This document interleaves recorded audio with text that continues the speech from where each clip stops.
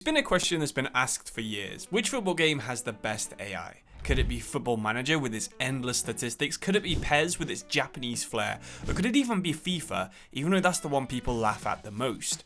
Well, today we're answering that question. I've given the same team and all of the information to all three games, and all three are at the start of last year with the same squads, similar budgets, and at the same club. I'm going to simulate a year in each one of these games, see who they transferred and when, and then put their decisions into FIFA and simulate a full season so we can compare how good their decisions are. But to make things even more interesting, I've also given Claude AI the opportunity to extend its lead. It won the AI Rebuild Showdown I did a couple of months ago, so now it's competing against the best that football games have to offer.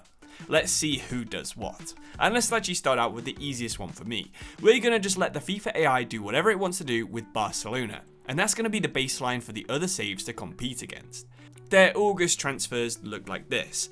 Yeah, Barcelona sold Frenkie de Jong to Chelsea and then replaced him with Bruno Guimaraes. It's not the worst transfer, I guess, but probably a downgrade. They've also got Martin Fernandes, who has a lot of potential, and Memphis Depay has returned, and maybe it'll work the second time for him.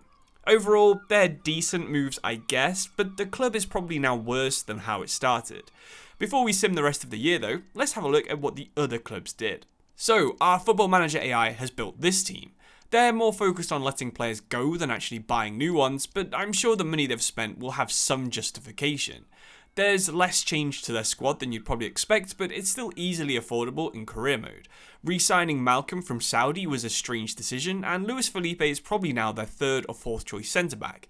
They've got about £75 million of budget unused, and it's two very weird signings to be honest. But now that's locked in, we can also simulate that season quite easily in a minute.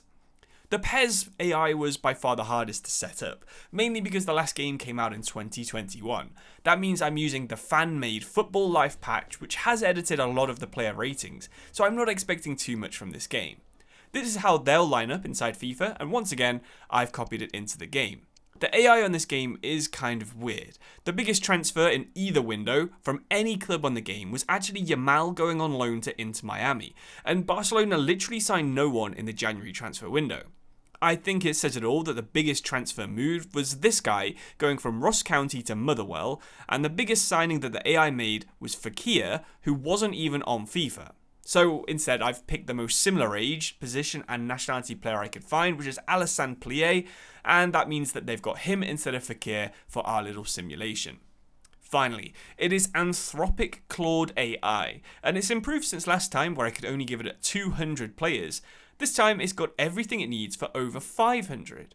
It's crunched the numbers and it has given me this team. So again, some very strange decisions. You would probably not expect it to sell De Jong, Koundé, Rafinha, Ferran Torres, Fati and Garcia in one window, but it was obsessed with trying to replicate the financial difficulties that Barcelona actually have. They signed Gravenberch, they signed Frimpong, they signed Nico Williams and Lukeba, who are four very common FIFA career mode signings to be fair, and their squad is actually looking pretty damn good. But will that be enough?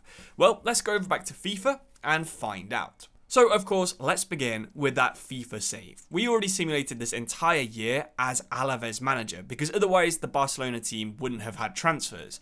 So let's see how they did. So we're going to stop every single save after the first month, which is right here. You can see Barcelona are currently in second. Then we're also going to stop it in January, and then we're going to stop it at the end of the season and compare and see which one of these AIs can actually build the best squad. I gotta say, the FIFA AI was a bit weird. They were playing Christensen over Guimaraes, and even though they were making some strange decisions like that, they were actually doing alright in the league. We're now in the 1st of January, so if we look at the league table, we see Barcelona, the FIFA AI Barcelona, is actually in first place. We're going to quickly look through some of their stats, and we'll do this for all of the teams, but Bruno Guimaraes really isn't playing. When he is playing, he's only averaging a 6.2 rating. Memphis Depay as well, he's not really playing, so some of these signings are kind of pointless. Because this is the January transfer window, that means that the AI can make some changes, and all they've really done is sell Gavi. This didn't actually work out too well for them because they actually ended up finishing second by 3 points. If they had Gavi in that midfield, maybe they could have won the league. They got to the quarterfinal of the Champions League and got to 82 points, which isn't actually too bad. When I've done a simulation without any signings, they do get to a similar sort of level. But now we need to move on and have a look how the PES team is going to do. We've disabled all transfers, so all the AI teams are not going to be making transfers either. And we've also loaned out Yamal to Inter Miami. We've signed Alassane Plie as our Fakir, and pretty much that is it. We tried to strengthen the team as much as we can with players from the bench, but again, let's skip straight to January. In La Liga, we were actually doing kind of bad. We're 5 points behind where FIFA was at the same point, and we're in 3rd place. Again, if we look through the player stats, you can see that Plie is actually playing a decent amount. He's got 3 goals in 6 games, but really, this is basically just the standard Barcelona team with Alassane Plie in there. It's actually doing so badly, we got fired from Barcelona, and the only club that would pick us up was Valladolid, who have 5 points from 28 matches. However, guess what happens next? We actually do also get fired from Valladolid, which means that we're going to be seeing out the rest of the season somehow with Alaves, the team that we simulated the first season in FIFA with. Barcelona here came 3rd. They got 79 points, reached the quarterfinals and 24 wins. So the stat isn't actually too different, despite the players being definitely worse than the ones that the FIFA AI signed. That's mainly because this is only going to change a few matches here and there, but I have faith that the Football Manager signings are going to be slightly better. Of course, this is the game that most people probably think has the best transfer AI. Malcolm is a decent signing, even if it doesn't make too much sense, but Luis Felipe is such a questionable signing. I have no idea why the Football Manager AI would even go out of their way to sign him. I get that he's a cheap option and he has experience playing in Spain, but he doesn't improve the team at all. Despite that though, Barcelona top of the table after 4 matches. Malcolm's playing a decent amount, he's getting an average rating of 6.3. But let me know in the comments, do you think Luis Felipe is going to make a single appearance this year? Well, Barcelona are actually kind of on track to be doing quite well in the league. They're just 4 points behind Madrid, and Felipe does in fact make his first appearance. Malcolm has played quite a lot, so he was a decent signing, even though he's not got the best stats. But I think they're mainly playing him as an attacking midfielder, which means they're missing out on Almo. And actually, as we skip to the end of the season, the Football Manager AI has had an absolute stinker.